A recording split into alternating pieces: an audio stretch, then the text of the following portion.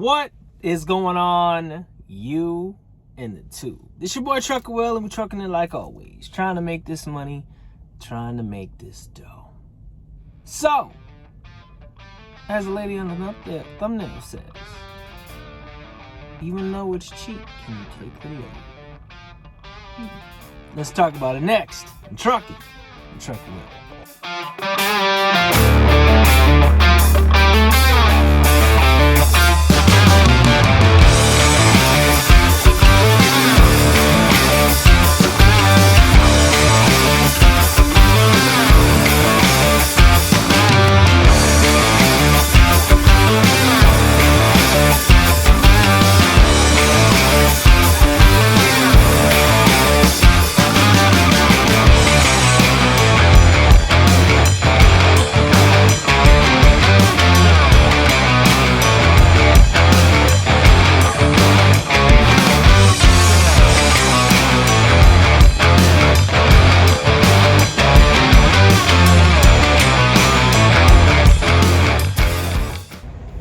What is going on, you and the tube? This your boy Trucker Will. We trucking it like always. Trying to make this money, trying to make this dough. But before we get into it, remember to like, subscribe, and share. Hit that bell below so you know when I come out with new videos. I'm a black top journey. So guys, a big conversation has been taking place, and I see a lot of drivers going back and forth, especially over here at Prime, about loads. And the big fuss is that right now, in the way the economy is, and the way that times, drop times, pickup times are being set, a lot of drivers been declining loads. Oh, I don't want to go here. I don't want to go here. I don't want to go here. Oh, this load's not paying enough. This load's not paying enough. So I took it upon myself to go roll up on my fleet manager over there in Pittston. Now, rolling up, one of the guys that I knew for a really long time, my fleet manager and this guy, they were sitting back to back. But I got a chance to chop it up with him a little bit, as well as chop it up with my fleet manager. And in the conversations, I wanted to see what the skinny was, what was going on, why it seemed like, we're having longer deadheads, and why things just seem to be real awkward. And they opened up the book, pulled back the curtain, and let your boy take a look at it and see what's going on with it. And when I tell you guys, it's not Prime that is doing all of this. It's not your fleet manager that is just choosing to make you have to do a long behind deadhead. They showed me a screen, and on this screen it shows you the loads in the area as to the trucks that are in the area, and it would go by days. And there's one day it's 24, the next day is 18, the next day is 18.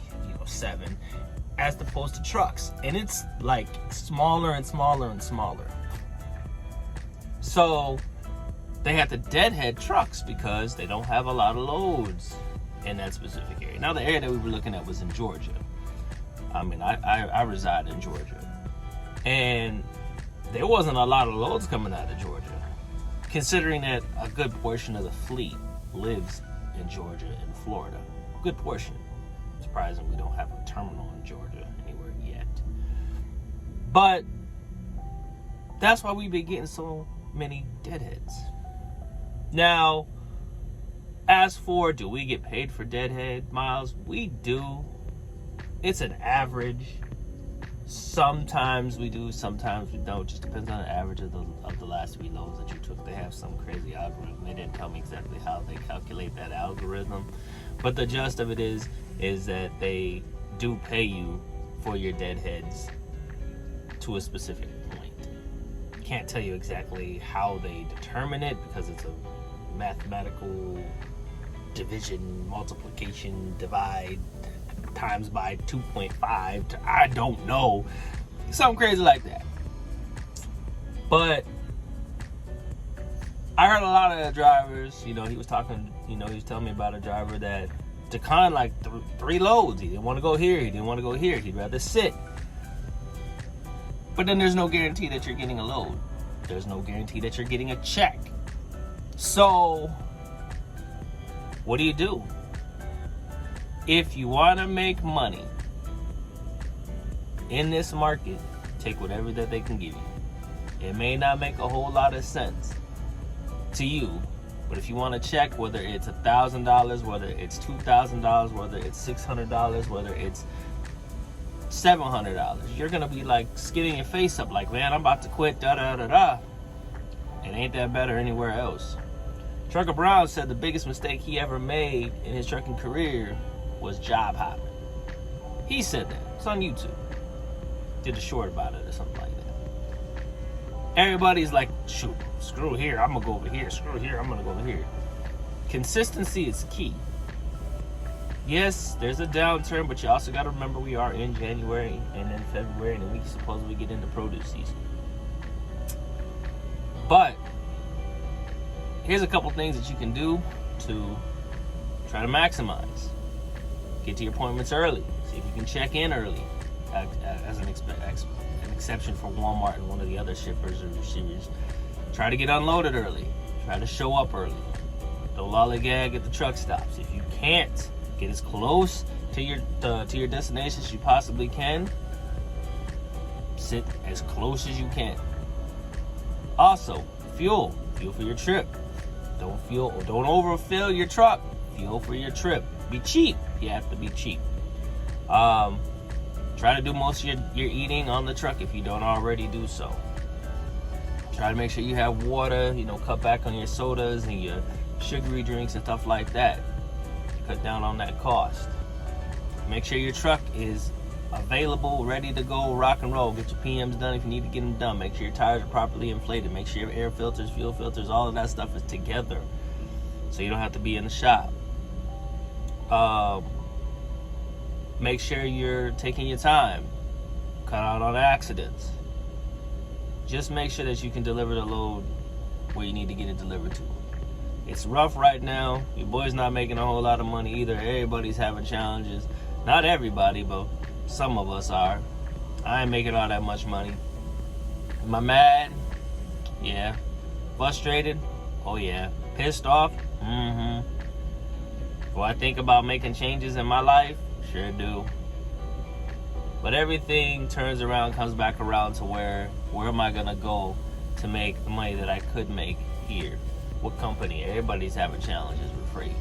We're the largest reefer company in the world, and we're having problems with customers not producing freight.